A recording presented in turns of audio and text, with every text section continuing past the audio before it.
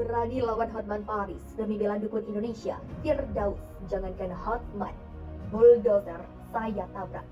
Hati-hati nih, saya nggak ngerti nih. Marcel sekarang berusaha dekat-dekat sama gue nih, ya, pesulap merah. Hah? Lo ngapain dekatin gue sih? Lo butuh pengacara ya? Hah? Ya, saya mau mengajak Bang Hotman untuk melakukan kebaikan untuk masyarakat Indonesia dalam hal edukasi perdukunan. Hotman, gue sih ya selama dia membutuhkan pengacara nggak apa-apa. Namanya kan Bang Hotman ini kan juga seorang lawyer yang memang kita nggak sangsikan lagi lah untuk menangani masalah ini. Dan memang permintaan gue dari awal si Marcel emang harus nyari pengacara yang top gitu loh. Karena kalau urusan dengan gue ini, kalau pengacara yang tahun-tahun takutnya ini gitu loh. Makanya ini Bang Hotman ini udah sangat pas. Udah sangat pas kalau seandainya Marcel sama si Richard ini menunjuk Bang Hotman. Sangat pas banget gitu. Karena biar gue bisa belajar sama Bang Hotman gitu.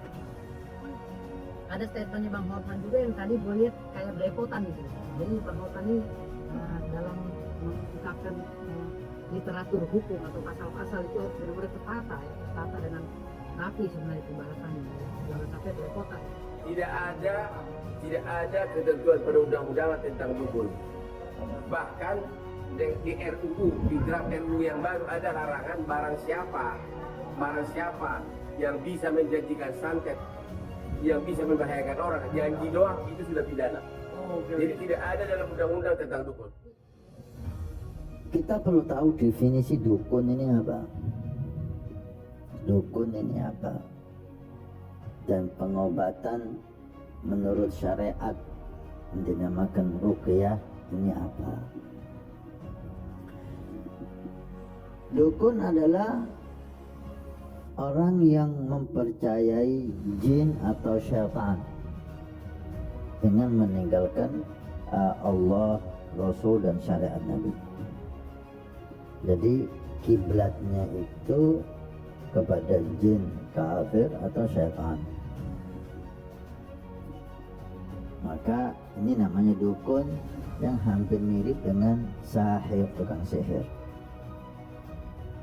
Sedikit beda bentuk dan motif. Pengobatan melalui ruqyah, ada yang mengatakan orang yang mengobati dengan ruqyah ini tabib atau apapun. Nah, kita ini jangan kita berhenti di nama, ya.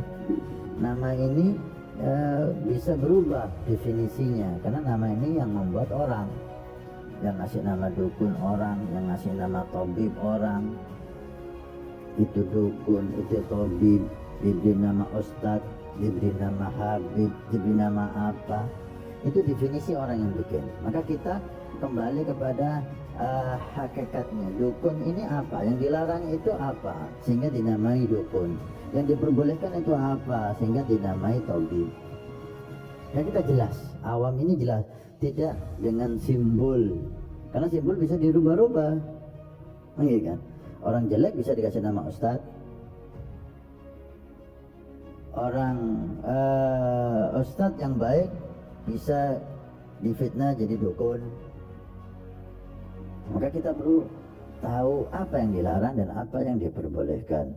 Yang dilarang adalah seseorang, baik itu pengobatan atau menyelesaikan masalah seseorang dengan memakai jin kafir atau syaitan. Keluar daripada syariat Nabi Sallallahu Alaihi Wasallam, dan inilah yang diberi nama dukun, yang diancam oleh Nabi Sallallahu Alaihi Wasallam dalam hadis yang sahih. Ada rawahu Muslim, ada rawahu Ahmad. Man atakahinan aw arrafan fasaddaqahu bima yaqul faqad kafara bima unzila ala Muhammad. Riwayat Muslim, lam tuqbal lahu salatun arba'ina lailah. Siapa yang mendatangi kahin, dukun atau semacamnya, dan tanda kutip ya, kalau udah dukun ini berarti dia tidak memakai ayat Al-Quran, tidak memakai Dzikirullah, tapi dia memakai khidmah kepada jin kafir atau syaitan. Siapa yang mendatangi orang semacam ini, dikasih nama dukun, dikasih nama apapun orang ini. Kemudian kata Nabi SAW, datangnya itu tujuannya untuk apa?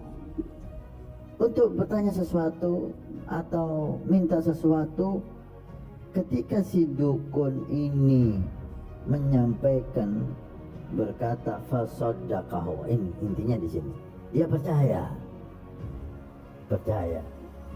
maka dikatakan oleh Nabi SAW, ini orang hakikatnya dia udah nggak percaya lagi dengan Rasulullah SAW. Dalam riwayat Muslim, dia diterima sholatnya 40 malam.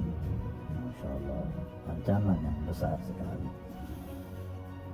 Nah, tentang tabib atau diberi nama apapun itu, ketika seseorang mengobati, menyelesaikan masalah dan seterusnya dengan istikhdam jin muslim, dengan bantuan jin muslim atau dengan bantuan malaikah, dengan ayat-ayat Al-Quran, dengan hadis-hadis Nabi Sallallahu Alaihi Wasallam atau ruqyah, itu diperbolehkan.